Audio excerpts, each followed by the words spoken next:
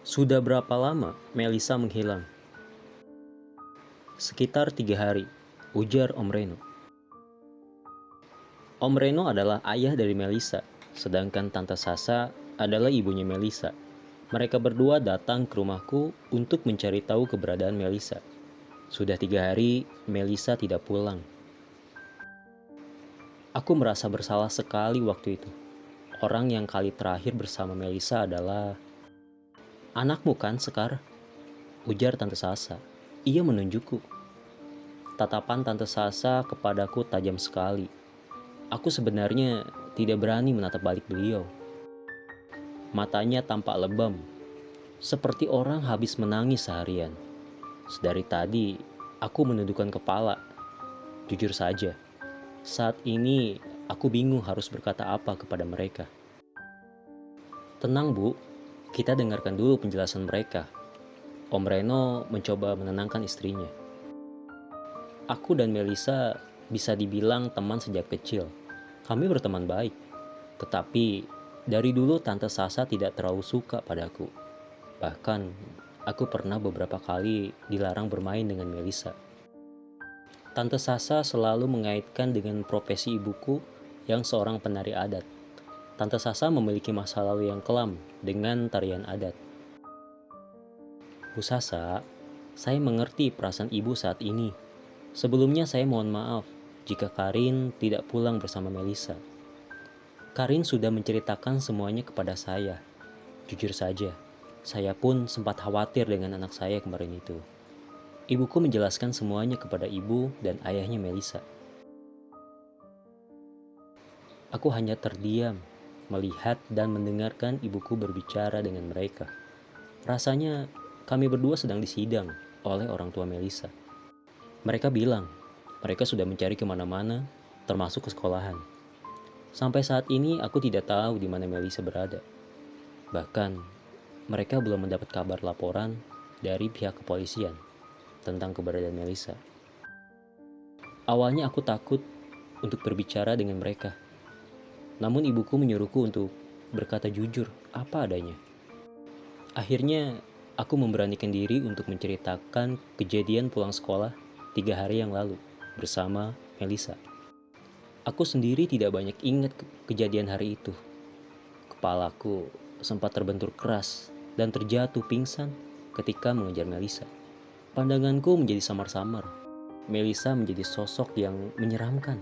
Ia terlihat seperti mayat hidup dengan luka dan darah di sekujur tubuhnya. Aku takut sekali. Tiba-tiba seberkas cahaya menyoroti pandanganku. Saat itulah aku kehilangan kesadaran. Keesokan harinya aku terbangun. Ibu berada di samping tempat tidurku. Ibu, syukurlah kamu sudah bangun. Ibu khawatir, sejak kemarin kamu gak bangun-bangun sayang. Ibu menyiapkan secangkir teh hangat. Apa yang terjadi, Bu? Aku bertanya pada ibuku. Kemarin kamu pingsan di jalan. Ternyata ibuku sempat menjemputku di sekolah menggunakan sepeda motor. Namun aku terlanjur pulang berjalan kaki. Saat ibu melihatku jatuh pingsan, ibu bilang tidak melihat Melisa. Saya gak percaya. Maksud kamu apa, Karin? Kamu pikir Melisa itu setan? Ujar Tante Sasa. Maaf Tante, bukan maksudku bicara seperti itu. Aku juga gak percaya bahwa itu Melisa. Tapi perempuan itu mirip sekali dengan Melisa. Aku bingung. Sekar, lihat anakmu ini. Kebanyakan nonton film horor. Melisa disamakan dengan setan. Tukas Tante Sasa. Maafin anak saya ya, Bu, Pak. Ibuku menundukkan kepala kepada mereka. Ibu dan ayah Melisa berpamitan. Meski mereka mungkin belum bisa memaafkan aku atas tragedi yang terjadi. Ibuku akhirnya berjanji untuk membantu mencari Melisa yang hilang. Sebuah foto. Ibu memperlihatkan sebuah foto kusam yang mulai memudar. Aku memerhatikan. Dalam foto tersebut, terlihat ibu bersama seorang perempuan menggunakan pakaian penari adat. Wajahnya tidak terlalu jelas. Warna tinta pada foto tersebut memudar termakan usia. Siapa perempuan bersama ibu ini? Yurei, teman ibu sewaktu di sanggar seni. Dia adalah penari yang berbakat. Ibu banyak belajar darinya. Wajah ibu tiba-tiba kehilangan senyumnya. Air mengalir dari sudut mata. Ibu melanjutkan, sesuatu terjadi padanya. Ibu sangat menyesal, Karin. Apa yang terjadi pada Yurei? Dia sudah tidak ada. Yurei adalah teman baik ibu sewaktu muda. Namun, setelah kejadian asusila yang menimpanya, ia menjadi perempuan yang kehilangan semangat hidupnya. Sepulang dari sanggar, Yurei mendapati orang tuanya tewas dengan sangat mengenaskan. Darah berceceran hingga di sudut rumah. Spontan ia syok setengah mati, hingga tiba-tiba seseorang membungkam mulutnya dari belakang. Yurei setengah tidak sadarkan diri. Tubuhnya terasa lemah dan sakit sekali. Ia melihat ke sekeliling. Ada 4 orang yang menakutkan di hadapan mereka. Mereka seperti hewan buas, melahap tubuh Yurei. Yurei tak punya cukup tenaga untuk melawan. Insiden itu membius dirinya hingga tak berdaya. Ia tak pernah bisa membayangkan bahwa tubuhnya yang kurus itu ditiduri oleh 4 lelaki biadab tak berperi kemanusiaan. Ibuku mendapati perasaan tidak enak kepada Yurei. Ibu berlari menuju rumah Yurei, melihat bercak-bercak darah membanjiri seisi rumah. Seseorang sedang memegang pisau dapur yang tajam, hendak menusukkan dadanya. Ibu sontak bergerak, menghindarkan pisau itu dari tangan Yurei. "Yu, apa yang sedang terjadi?" tanya ibu kepada Yurei. Yurei hanya menangis tanpa sepatah kata keluar dari mulutnya. Ia memeluk erat tubuh ibu. Tak lama, polisi mengatur olah TKP atas tragedi yang terjadi di rumah Yurei. 4 manusia buas itu menghilang tanpa jejak. Berita tentang tragedi pemerkosaan dan pembunuhan keluarga Yurei, sang penari adat, hanya sebatas berita angin. Kabarnya berlalu begitu saja. Pelakunya tidak pernah tertangkap sampai sekarang.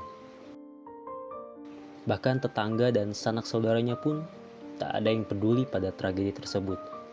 Padahal, keluarga Yurei tidak pernah memiliki masalah apapun dengan siapapun. Kasus tersebut ditutup saat ibu menerima kabar lagi bahwa Yurei mengakhiri hidupnya dengan gantung diri. Orang-orang menganggap kasus Yurei erat kaitannya dengan hal mistis karena sebab dan akibat dari tragedi tersebut masih menjadi misteri hingga sekarang. Di mana rumah Yurei itu, Bu?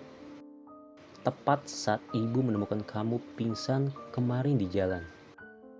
Rumah yang berada di jalan yang angker itu? Ibu mengangguk. Aku baru ingat. Kali terakhir aku melihat Melisa adalah di depan rumah yang ibu ceritakan. Rumah bekas kediaman keluarga Yurei. Yang ibu tahu, rumah itu beberapa kali sempat ditempati oleh orang baru. Tapi gak lama.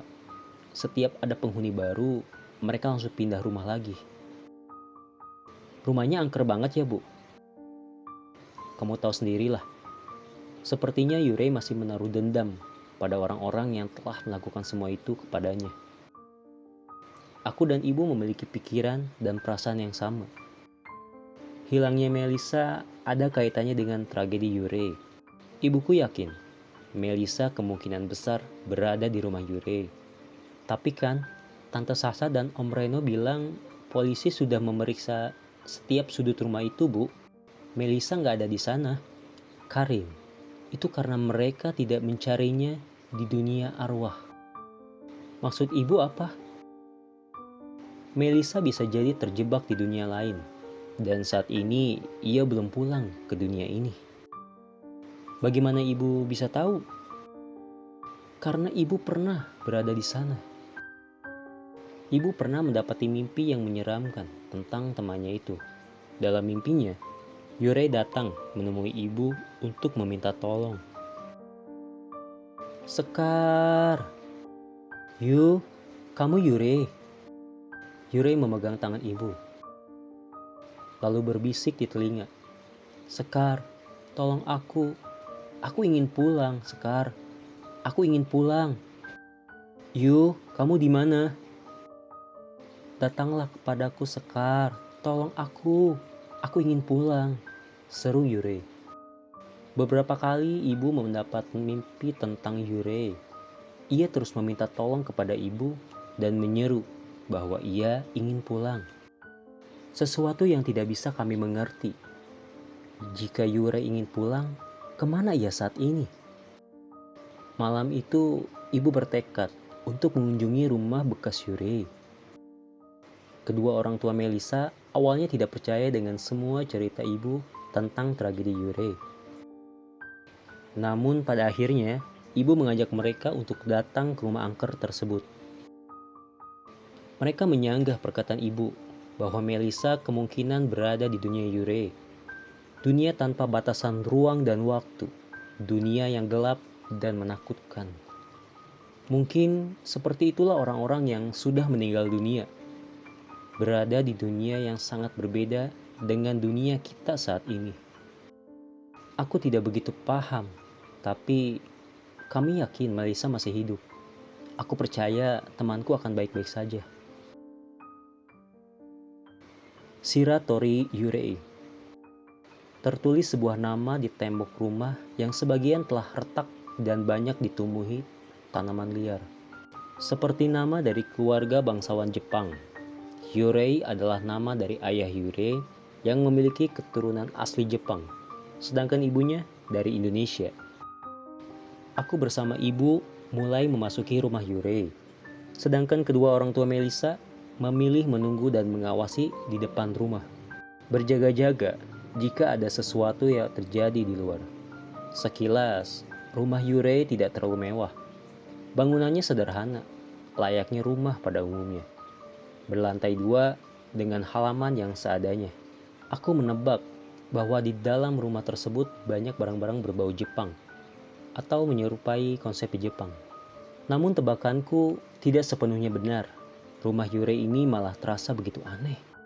Pintunya hanya dikaitkan dengan gembok yang berkarat dan nyaris rusak. Bahkan kami tidak melihat ada satupun jendela di sana. Kami menyoroti seisi rumah dengan sinar senter dan lampu petromak. Hawanya sepi sekali, sunyi, dan terasa sangat dingin. Nyaris mirip rumah hantu seperti di film-film yang biasa aku tonton. Ruangan utama rumah ini tampak seperti lorong yang panjang menuju sebuah persimpangan yang tak banyak barang-barang. Hanya lukisan-lukisan landscape tua berjejer di dinding ruangan. Sangat klasik. Melisa, kamu di mana? Teriakku. Karin, pelankan suaramu, kata ibu. Ibu menghentikan langkahnya sejenak, menyuruhku untuk berdiam, memasang telinga lebar-lebar. Ada suara lirih perempuan di sebuah ruangan di ujung persimpangan. Terdengar samar, seperti tangisan seorang perempuan. Ibu bergegas menuju ke sana. Lalu aku mengikuti langkah ibu. Lampu petromak bergoyang-goyang karena tanganku bergetar. Suasana dan suara lirih itu membuatku merinding setengah mati. Apapun yang terjadi, aku tidak boleh jauh dari ibu. Kami tiba di depan pintu kamar. Lalu suara lirih itu tiba-tiba hilang. Tidak, suara itu berganti menjadi sebuah teriakan. Tolong, aku ingin pulang. Jantungku berdegup cepat sekali. Keringat mulai membasahi tubuh. Aku memegang erat lengan ibu.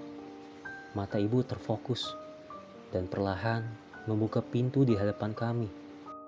Pintu tersebut tiba-tiba saja bergetar, lalu dengan cepat terbuka. Suara riuh angin terdengar sangat mengganggu pendengaran. Sesosok perempuan muncul tiba-tiba di hadapan kami dengan wajahnya yang menyeramkan, hingga aku tak berani melihatnya. Tubuhku terpental jatuh. Kemudian kepalaku terbentur tembok. Penglihatanku tak begitu jelas. Aku melihat samar-samar. Sosok itu pergi, lalu ibu mengejarnya. Aku mencoba bangkit, namun kepalaku rasanya pusing sekali. Aku membuka mata perlahan, lalu mulai berdiri dan berjalan. menuju sebuah ruangan. Langkahku ringan sekali, nyaris seperti melayang. Rasanya tubuhku bergerak sendiri tanpa ada perintah dari otakku. Aku merasakan ada suasana yang berbeda dari kali pertama aku memasuki rumah ini. Lampu petromak melayang-layang sendiri tanpa aku pegang, menuntunku menuju sesuatu. Suara riuh angin tak terdengar lagi, dan sosok menyeramkan tadi juga menghilang bersamaan dengan ibu. Aku melihat seseorang di pojok ruangan, perempuan yang tak asing bagiku. Aku menghampirinya. Lampu petromak menyoroti baju yang kukenali. Ia menangis terseduh. "Melissa? Karin?" Melissa langsung memelukku dengan erat. Aku melihat wajahnya. Ia menangis dan bahagia saat bertemu denganku. Aku bersyukur sekali akhirnya Melissa bisa ketemu. Dugaan dan firasat ibu ternyata benar bahwa Melissa terjebak di rumah ini. "Melissa, syukurlah kamu baik-baik saja. Kami semua khawatir padamu." "Terima kasih Karin, kamu telah menemukanku." "Ayo Mel, kita pulang." Melissa menahanku, lalu ia mengatakan sesuatu. "Karin, kamu harus menemukan tubuhmu dulu, baru kamu bisa pulang." "Tubuhku? Apa maksudmu?" "Kamu sedang berada di dunia arwah," tegas Melissa. "Dunia arwah?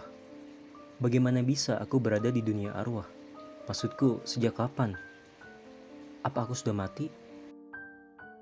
Melissa menjelaskan rumah ini adalah portal antara dunia manusia dan dunia arwah. Manusia yang hidup bisa bersinggungan dengan para roh jika berada di tempat seperti ini. Kejadian seperti ini adalah suatu hal yang terkesan tidak logis. Aku sempat tidak menyangka atas apa yang terjadi padaku. Namun, Melissa meyakinkan bahwa kita berdua masih hidup. Waktu lalu saat pulang bersamaku, Melissa tak sengaja memasuki rumah ini. Saat tersadar, ia sudah berada di dunia arwah.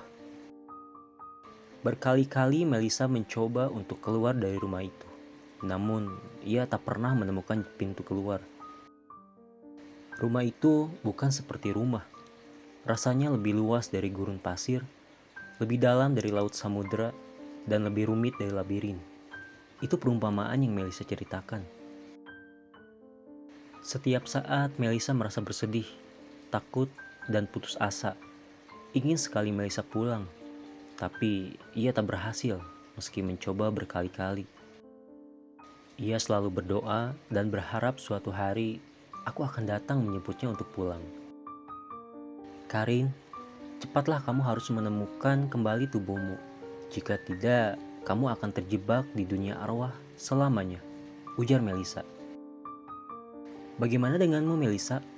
Juga bagaimana dengan ibuku?" "Ibumu sudah menemukan aku, Karin. Beliau sedang membawa tubuhku keluar." Aku berlari kembali mencari tubuhku yang terpental di depan kamar persimpangan. Aku melihat Melissa. Ia berkata padaku sebagai seorang teman. Melissa banyak berubah. Ia tak lagi penakut, cemas, dan keras kepala. Terpancar mata bahagia saat kami kembali bertemu. Setelah pencarian kembali, aku berhasil menemukan tubuhku yang terpental tadi. Aku melihat diriku tertidur, namun tidak sendiri. Ada banyak sosok-sosok menyeramkan mengelilingi tubuhku. Tangan bermunculan dari dalam bumi dan langit-langit, seolah sedang menyedot tubuhku ke dalam kegelapan. Aku berusaha meraih tubuhku yang tersedot, meski sosok-sosok gentayangan menarikku menjauhi tubuhku. Melissa terus meyakinkan diriku untuk bangkit, hingga akhirnya aku berhasil mencapai tubuhku. Kubuka perlahan kelopak mata, memegang pergelangan tangan dan dada. Degup jantung berdetak seirama dengan denyut nadi. Aku menarik napas panjang, memegang kepala dan berusaha untuk bangkit. Rumah ini sepi, sama seperti kali pertama aku memasukinya. Ku ambil lampu petromak lalu menuju pintu keluar. Aku bersyukur, pada akhirnya aku dan ibu berhasil membawa Melissa pulang ke dunia nyata. Aku disambut oleh pelukan hangat Melissa. Kali ini terasa nyata Melisa berada bersamaku lagi. Karin, Melisa berlari ke arahku. Aku tersenyum bahagia. Lain kali jangan pulang sendiri ya Mel. Aku kangen banget sama kamu Karin. Aku rindu dengan semuanya. Baru juga 3 hari, udah kangen aja, kataku pada Melisa. Bagiku rasanya lebih lama dari itu.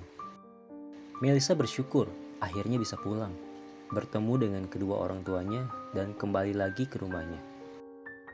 3 hari Melisa menghilang, baginya terasa 30 tahun berada dan terjebak di dunia Yurei. Itulah kenapa rasa bahagianya tak terbendung saat ia kembali pulang. Aku pun pulang. Apa yang telah kualami akan menjadi pengalaman yang tidak akan pernah kulupakan seumur hidupku. Aku melihat ibu. Ibu diam berdiri menghadap tembok. Aku merasa ada yang aneh sejak sepulang dari menyelamatkan Melisa. Ibu tampak lebih pucat dan pendiam. Makan pun seadanya. Ibu kenapa? Ibu sakit? Ibu menengok ke arahku. Wajahnya benar-benar pucat, tangannya dingin sekali, dan matanya hitam semua. Aku melihat seperti bukan ibu yang biasanya. Siapa kamu? Ibu tersenyum lebar sekali, matanya melotot. Aku seperti mendengar bisikan di telingaku. Karin, ibu ingin pulang. Ibu? Aku bukan ibumu. Aku adalah Yurei.